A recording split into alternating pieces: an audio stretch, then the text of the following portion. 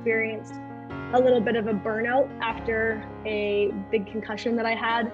And so when I went to the Olympics, there's actually a really beautiful moment. I would say that my Olympic experience was the first time that I truly let myself show up when I competed as just full-on Paige Lawrence. I stopped worrying about being perfect. I stopped worrying about doing anything and everything to make my partner happy.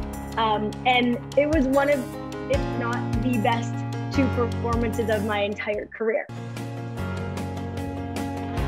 Welcome to Point to Rise, your podcast that gives you permission to dream big, take messy action, and turn your talent into profit while turning your back on perfection. My name is Suzanne Purcell, high performance and mindset coach, former international ballerina, profitable entrepreneur, and founder of Point to Rise, a movement designed to empower dancers. It is my mission to use my own story as an inspiration for today's generation of dancers. And now sit back, stretch, warm up, or sip your coffee and love learning how much it matters to point at yourself first to rise to all that you are capable of. Hello and welcome to another episode of the Point to Rise podcast. I am so grateful that you're here today. Today, I am having, I am sharing with you a conversation that I have had with Paige Lawrence and Arianne. They are both Olympic athletes, and we are talking all about their new program that they're launching. We're talking all about their experience in their previous experiences and careers, and what the why is. Why are they helping other athletes right now? The short bio here is Paige competed in pairs figure skating at the 2014 Olympics, 21 international competitions, medaling at several, and was the four-time Canadian pairs bronze medalist, and is now dedicated to helping entrepreneurs unlock their potential and achieve outstanding results by avoiding burnout. Through her Olympic career, Paige learned firsthand the exact mindset and skill set that is required for optimal performance. However, she also learned how the high performance career at all costs mentally can cut a rising career short. She's now passionate about helping others achieving high performance in their business, achieve their audacious goals, and feel fulfilled without sacrificing their physical or mental health and happiness. Arianne competed in Luke at the 2014 Olympics, 50 World Cups, 5 World Champs, and won 2 World Cup medals. Her Olympic career was filled with a decade of overcoming naysayers who told her that she would never amount to anything, overtraining, and finally by breaking her back, which was the catalyst to discovering the power of nutrition. After coming back 8 months later to win gold, she became obsessed with the untapped potential behind what is at the end of our fork and the power of our mindset. She blends her experience with the science of nutrition and the art of healthy eating to empower people to walk their unique path to optimal health, to live better, more fulfilled, and inspired lives. She walks the walk, and she uses these skills to thrive day to day while battling chronic illnesses. So without any further ado, without adding anything else, guys, have a listen to this episode. It is fire.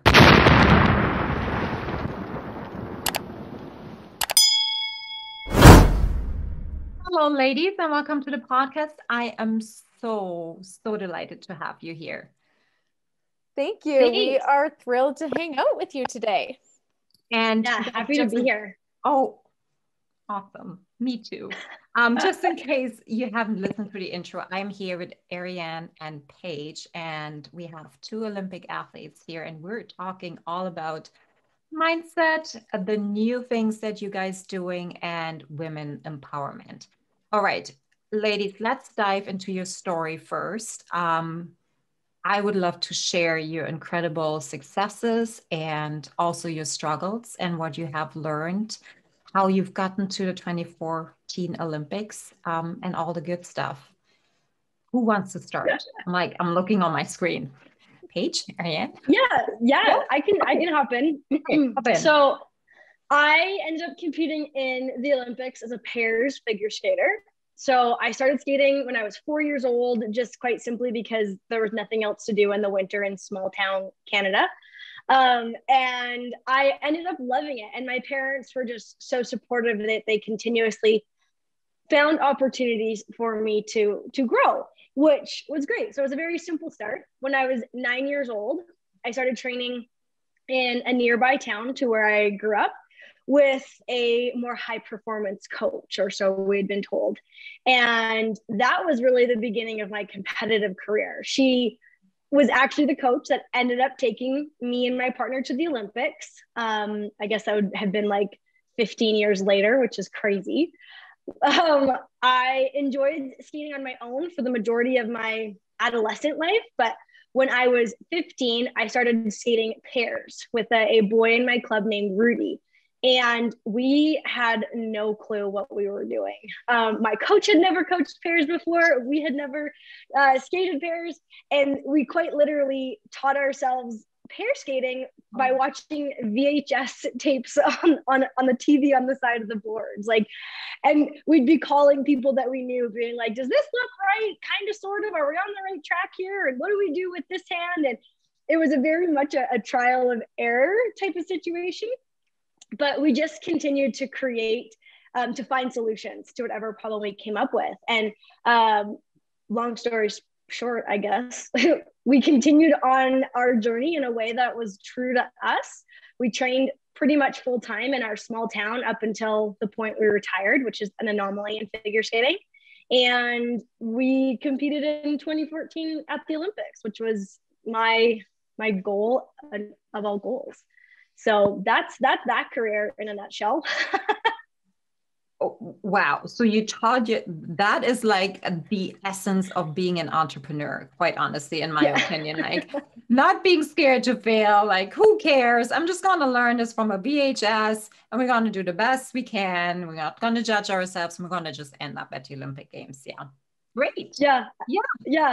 Our first year of competing, we would actually go to competitions and the other pair teams would be scared of being on the ice with us. Like the judges and coaches were all like, oh my gosh, what are you guys doing? Not that we were bad, we just were a little bit unruly our first year out there.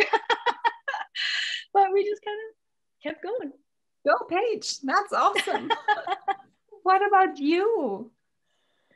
Yeah, so to be clear, I'm not a figure skater. I don't have the grace of figure skating. So my sport was luge. Which is kind of like being a professional tobogganer. Oh, that's what it is. Yeah. Okay. So a lot of people, if you don't know what luge is, most people know bobsled, right? Where they're in a sled and they go down that like frozen water slide down the side of a mountain. So that's my sport, except instead of being on a team, I was by myself and I laid on my sled, my back, feet first. Wow. So that was my sport.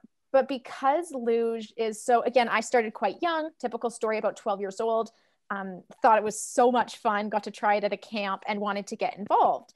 And as I was moving through the ranks being younger, I was learning, typical beginning of sports story. Once I hit that age though, of about 16 years old, I started to be told that I didn't really belong there. And that's because of my body type and my size. So luge is a gravity sport, which means the heavier you are, the faster you're going to go, right? I like to give the example of if you were at the top of a hill and you had a bowling ball and a golf ball and you pushed them both down the hill, which one's getting to the bottom first, right?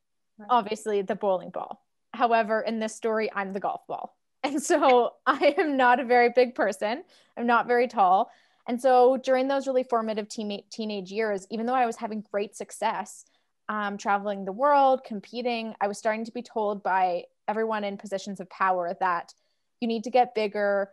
Your body's not right for this sport. You're never going to make it to the national team. You're never going to make it to the Olympics. You're never going to win a medal. That's for sure. You're just not right. You might as well quit, which was pretty tough to handle for sure. I refocused and decided to believe in myself and not believe the voices on the outside, and focused on controlling all of the pieces I could control. You know, I couldn't make myself 6 inches taller. So I could either stress about that all day or I could let it go. And so I let go of all those pieces I couldn't control, and I doubled down on the ones I could. Being a better driver, having a faster start, working harder than everybody else, being mentally stronger than everybody else. And I mean, fast forward, spoiler, everyone here already knows I went to the Olympics. So that was in my intro. But spoiler, you know, I made the national team. I've competed in 50 World Cups, 5 World Championships, and then the Olympics in 2014, and accomplished all of those goals that everybody told me would never be possible for me because of who I was. And so after about 2014, I'm getting an air high five from Paige, which is the best. I wish everybody could see the Zoom. Everyone's having like a little dance moment, which is great. After about 2014, after the Olympics, you know, I'd competed at the Olympics. I'd won my first medal. I was really on a high of like, okay, I found my groove, right? Like, this is my path now. I'm feeling good about it. I feel like I belong. And then I actually broke my back. And that was obviously a career pivoting injury for me. It was very scary, very overwhelming. I didn't know if I'd ever be able to do my sport again. And I was told for 12 weeks, all I could do was pretty much go to physio and be in the ice tub and lay down until they could tell me if I could do my sport again. And that was one of the key times for me. It was super pivotal in my life. I did a 180 pretty much on everything, on my mental game, on the team I surrounded myself with, from physios to doctors to trainers to just the people I surrounded myself with and their energy, how I trained, learned how to trust my gut and be confident in myself, and as well what I ate. And was super mind-blowing for me how much all those differences make. And 8 months later, I ended up coming back and winning my first gold medal, which winning a gold medal any day is a great day. But having overcome and just knowing the lowest lows that I'd gone through to get there was a really emotional moment for me. Again, I thought I found my groove back again and was feeling good. And then life threw me another curveball and I got really mysteriously sick and ended up having to retire, not really on my terms. And, fast forward, ended up finding out about 4 years later that I had Lyme disease. And so that was another pivot in my life. And, all of those pivots have led me into holistic nutrition and into becoming a chef and becoming obsessed with food and mindset and wellness and health and all of those pieces. And is why Paige and I are working together. Here you are today. And here we are. Shut me up. Yeah. Done. Mic drop. All right. I have a few questions, ladies, that I want to ask. Okay. Yeah. So here's what stood out for me. And there you go. You're back. Arianne, so you said that you were told over and over again that you're not a fit for this sport. Like, you just don't fit into this box. What made you decide that you are going to do it anyways? Like, because when we're in those formative years, it is really, really hard to have that self-confidence and that self-awareness that, okay, whatever is telling me and whoever is telling me from the outside I can't, well, screw you, I'm going to do it anyways. It takes a lot of courage to have that kind of a mindset. So where did that come from? I mean, it's a tough question. Because of course, looking back now, I was also only 16, right? I wish I had more journals of that time of what I was thinking and writing. I think about it a lot too is it a question of nature versus nurture? I do think on one piece, like, I give a lot of credit to while everyone in the sport didn't believe in me, my parents did, and they were very supportive. So I'm very grateful to have had that support team pushing me to try my best and to fight. Clearly some of it I think was innately in me of being a fighter, I have a little bit in me of when someone tells me I can't do something, I have a bit of a watch me mentality, like don't underestimate me. Ooh, I like it. Which I still have now. But I don't want that for people listening to think, oh, if I don't innately have that in me, I can't make that courageous choice, because I don't believe that either. I think there's a key question Paige and I talk about a lot, which is asking yourself, but what if the opposite was true? And in that moment, a lot of people from the outside were telling me, you're not the right size for this. And I think I just stopped and said, but what if the opposite was true, right? What if you're working with a limited amount of facts? What if, while I might not be 6 feet tall, I am mentally stronger here? What if I can work harder than other people? What if I'm more aerodynamic than other people? And using the answers of those questions to fuel my belief in myself. Mm-hmm. And for anyone that has that goal or that dream or that passion, I really do think like you gotta believe in yourself 100%, because if you don't, how is anybody else going to? Like, you have to double down on yourself.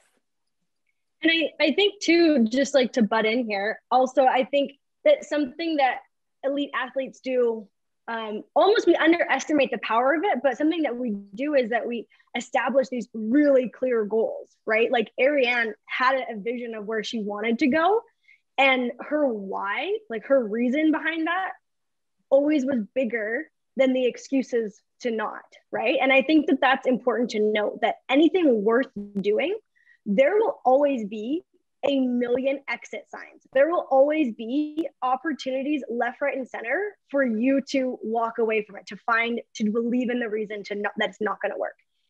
And I think that in order to create that long-lasting success, you have to get really good at not focusing on the exit signs, but focusing on finding your way forwards, letting your why be bigger than the excuses.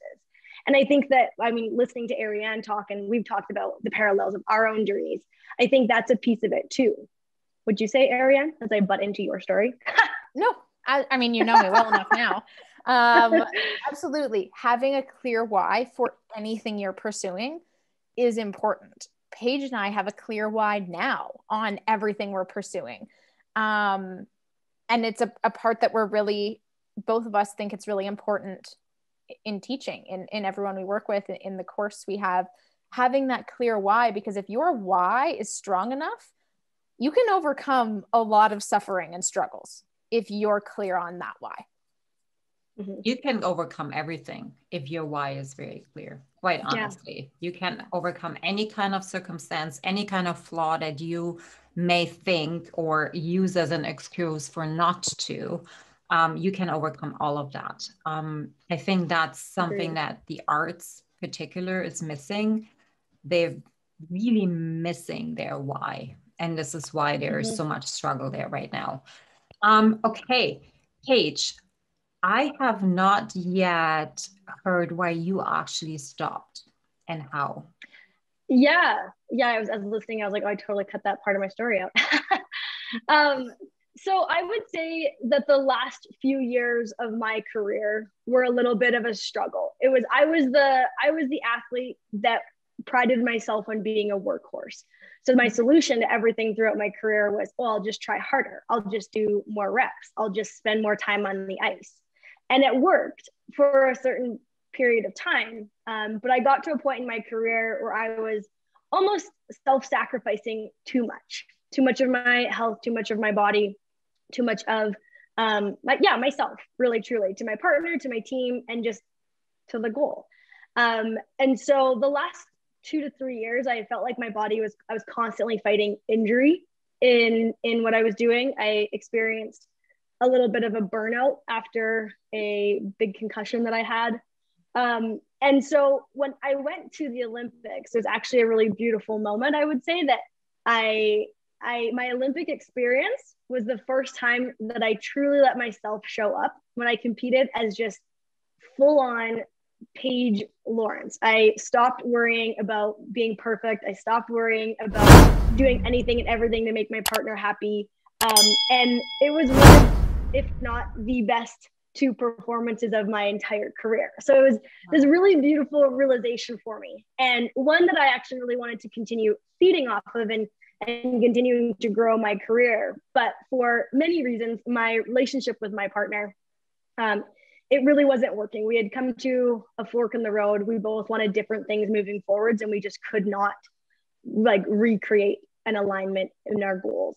And so, and that alongside like my body was screaming at me to take some time away, it just, the decision was made somewhat a little bit out of my control, that I didn't have a partner, and it was probably time for me to step away from the sport. So that was a bit of a rough blow for me. It was definitely a low moment in my life, coming right off of the highest of highs. But again, I think I've used that time following my athletic career to almost take that thread of what I learned at the Olympics, of like preparation, being ready to execute in the moment, and allowing myself to show up with like protected boundaries and proud of myself and this ownership of who I am and that I'm enough.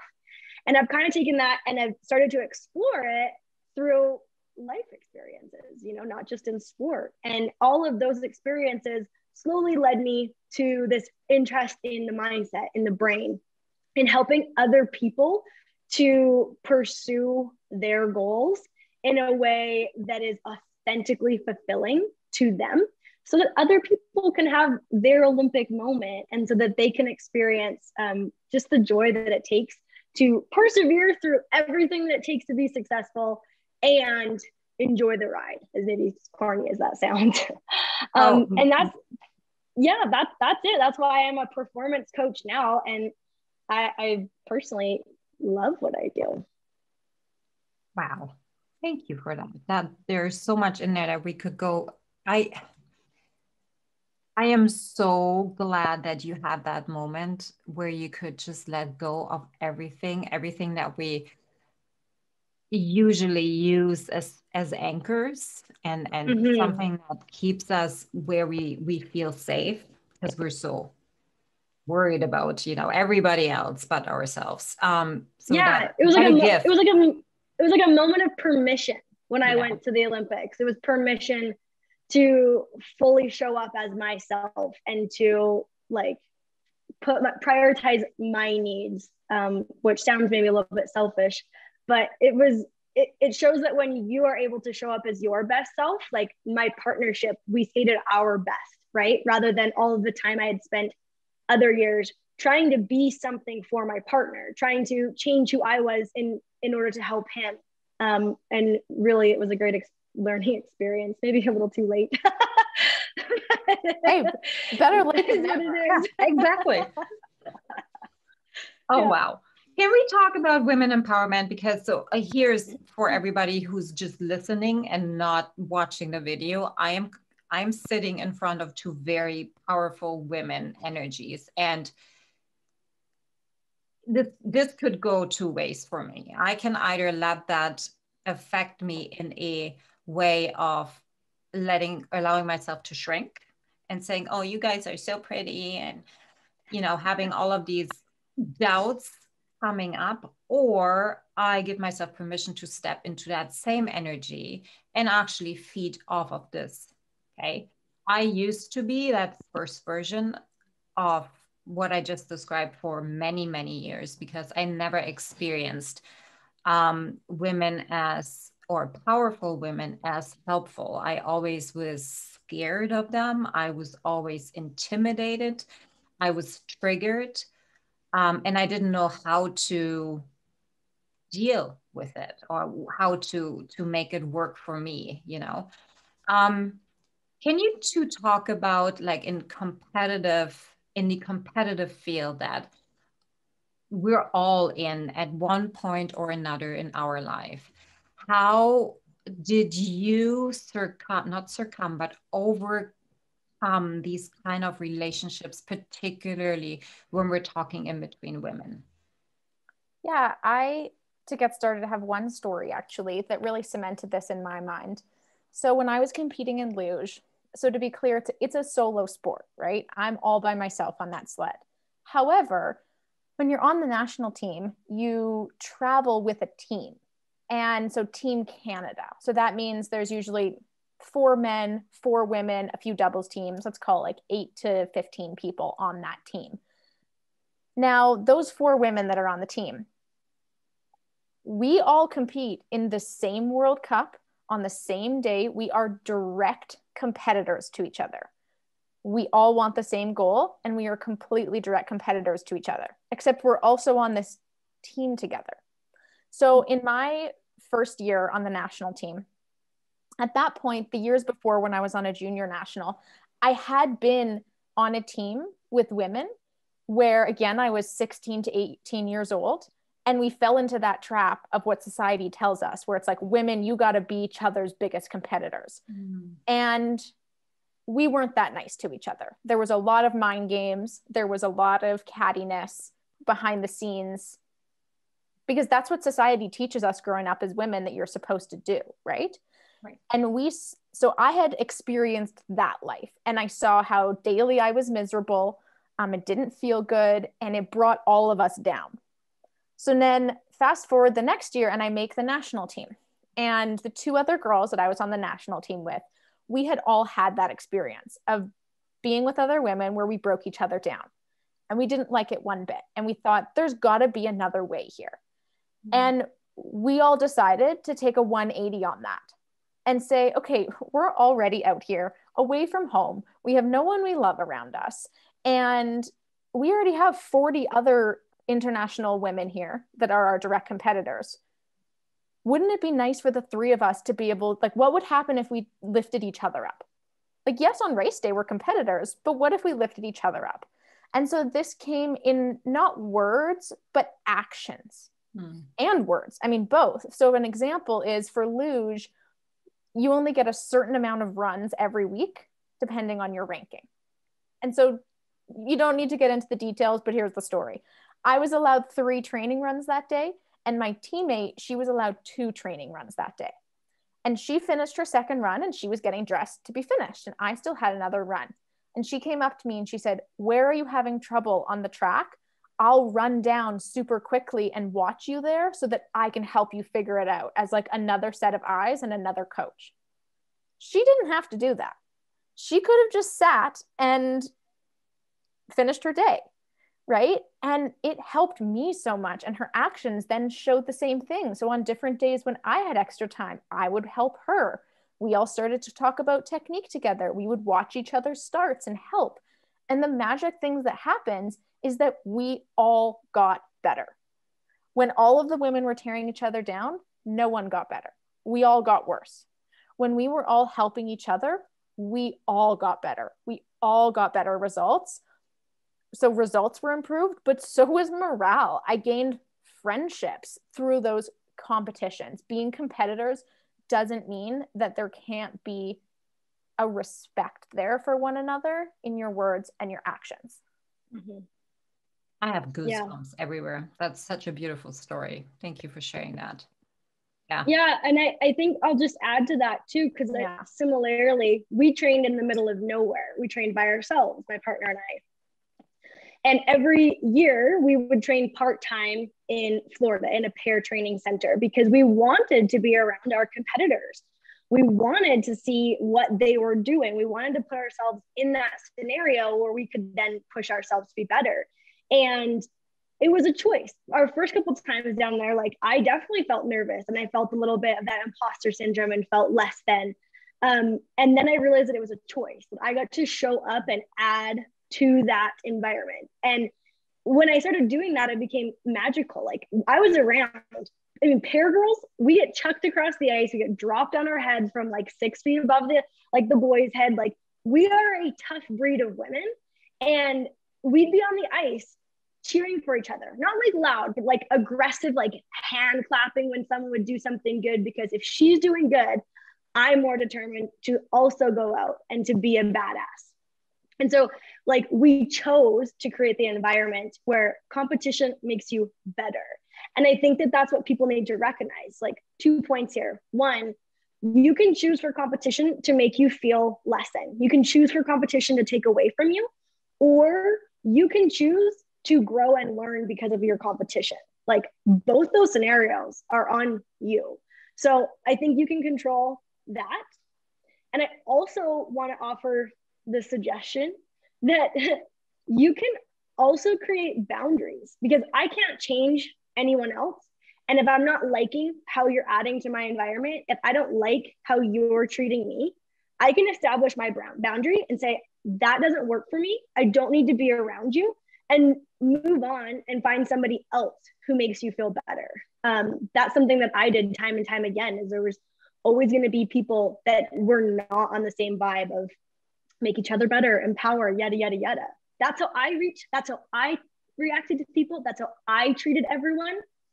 But I also just separated myself, and I found other people to also empower me. So there's choice in who you're around also. So I don't know if I rambled or if I answered your question. No, this is beautiful. Thank you. So 2 things that are standing out here that I'm getting from both of you that I personally think make a world of a difference. One is ask different questions. Like, you don't have to surrender your circumstances. You can turn them around by asking different questions. What if is such a powerful phrase to use in every possible circumstance that you're in order to turn it around. And the second one is, we always have a choice. Mm-hmm. Really, truly have a choice. We have a choice to be the victim or the hero, and it is always on us and nobody else out there. And that goes for Olympic athletes just as much as it goes for dancers or any kind of other artists, human beings, women, men, whatever that is, whoever is listening right now, you always have a choice. Yeah, and it really does come down to choosing to be an active participant in your life, right? If it's your career goals, if it's your, the cards you're dealt, if it's taking back control of your health, if it's your surroundings, like you always have the choice to actively show up for yourself and ask new questions and make new decisions.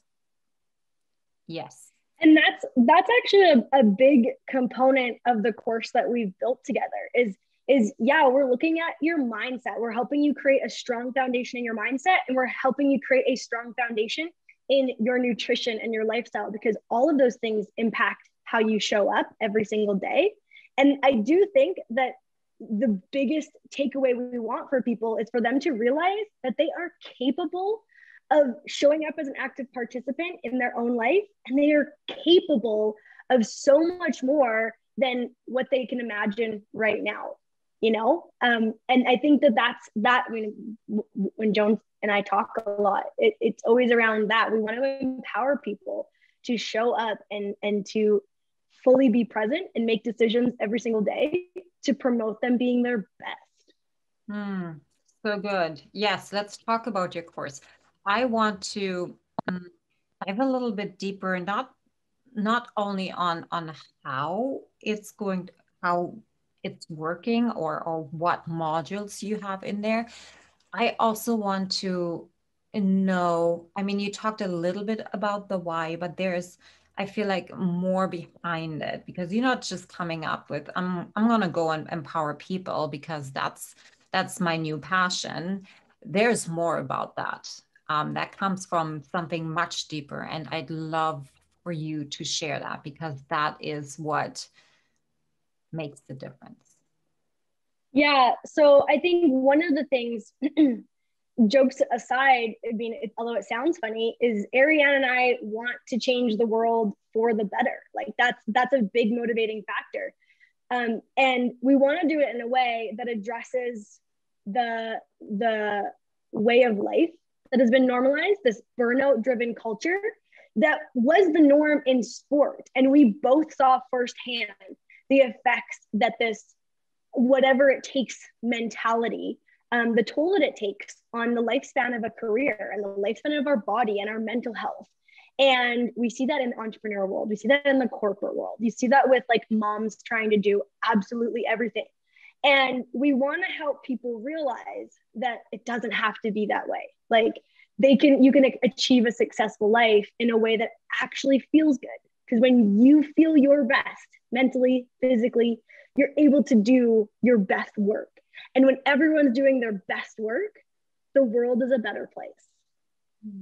So I think that's one of the reasons why we're building this course. Arianne, do you have anything to add? No, that's awesome. And yeah, I love how perfectly you put that. But that's exactly it. You know, we want exactly to show people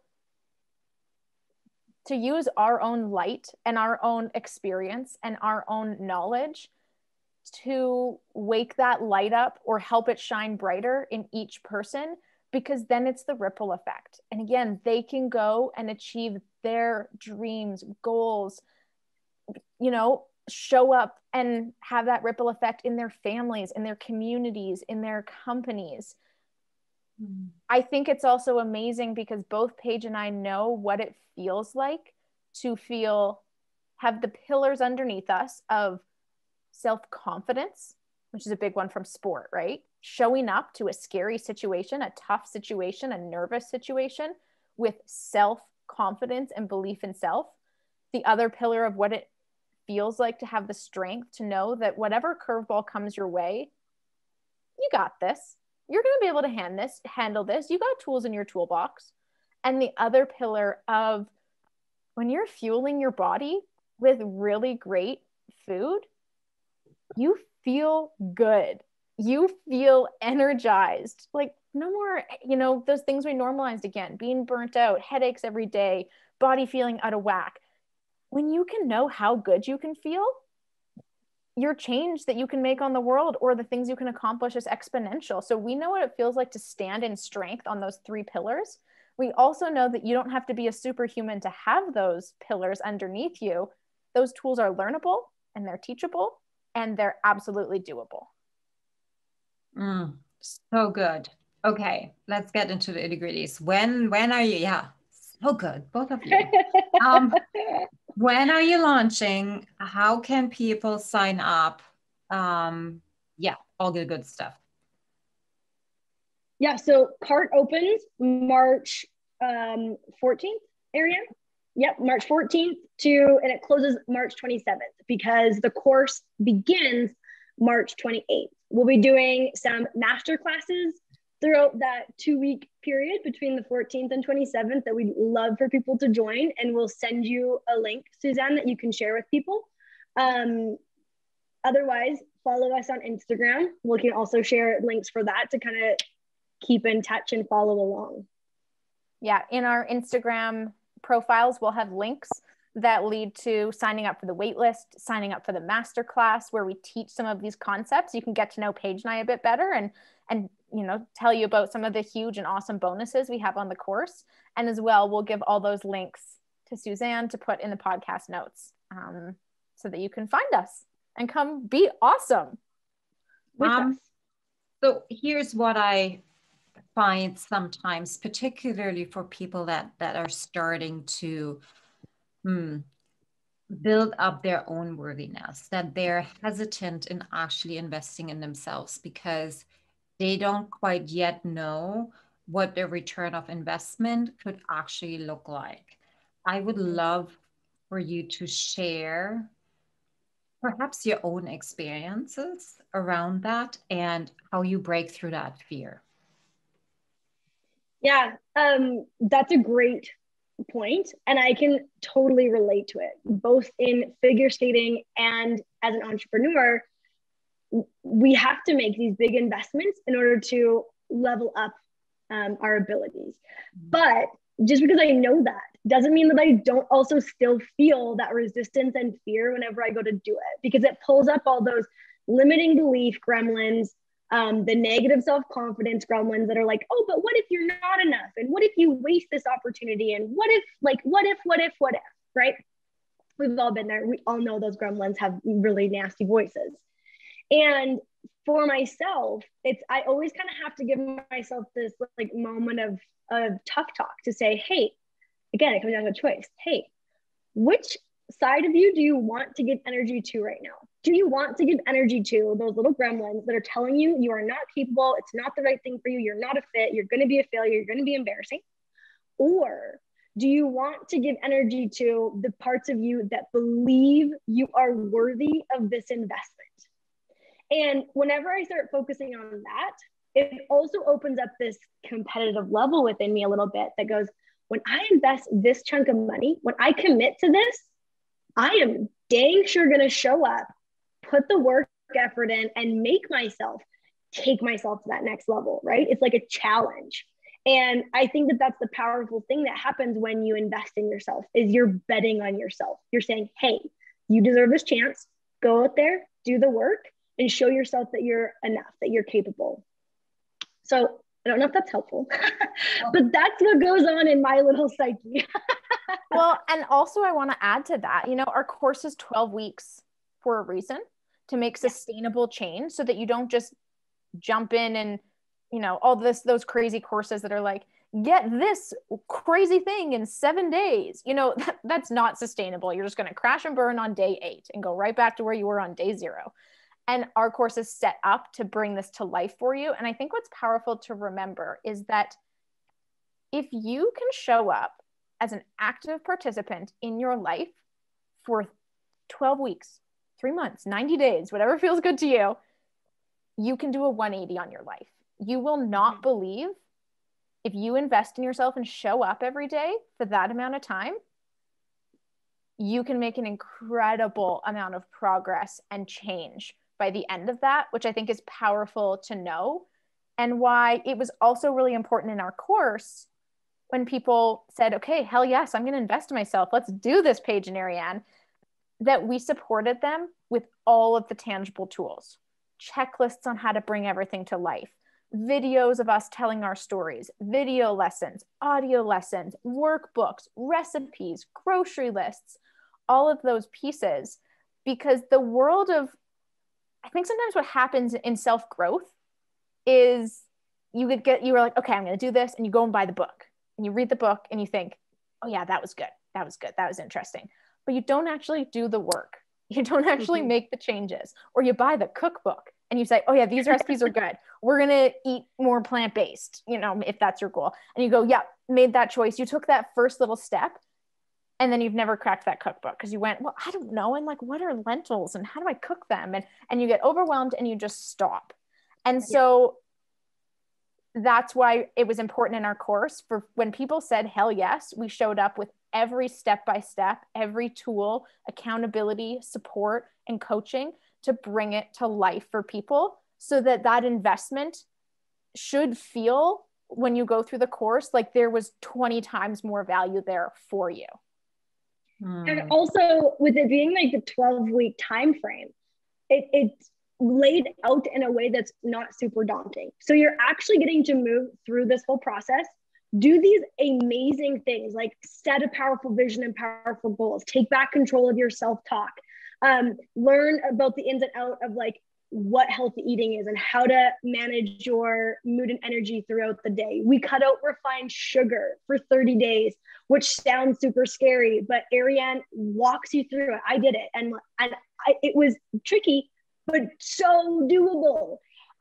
We talk about self-sabotage and like we help you through these big things, but it's not daunting because like we get it. We're busy entrepreneurs. We're not asking you to commit 10 hours a week to do these things. It's all laid out in a way that's manageable with your schedules. It's designed to give you back more time to take off stress from your plate, and to make you feel better throughout all of it. So I think, I'm a bit biased because we made it, but I think it's laid, we feel that it's laid out in a way that will set you up for success. Beautiful.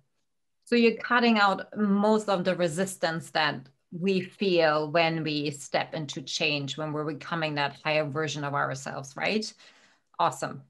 Yes. Yeah. I mean, one of the modules at the beginning is all about the cycle of change, recognizing that it is cyclical and that there's an actual process that you go through. And because knowledge is power, once you're aware of this, you're able to then plan for it proactively so that you learn about this early on and then you practice it throughout the rest of our course. So we're just constantly building from different fundamentals.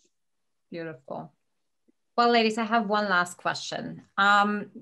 With everything that you have learned now, what is one thing you would tell your 16-year-old self right now?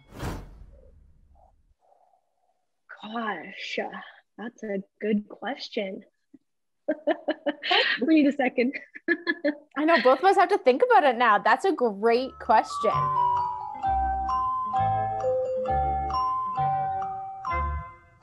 I'm going to cut the silence out. Yeah, perfect. Yeah, that's great. That's good to know so we can take a second to think.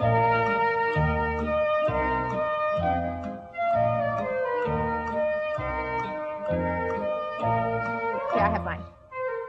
Okay, I have mine too. You go first, Jones. I would tell my 16-year-old self to bet on yourself because you are so much more capable than you even believe.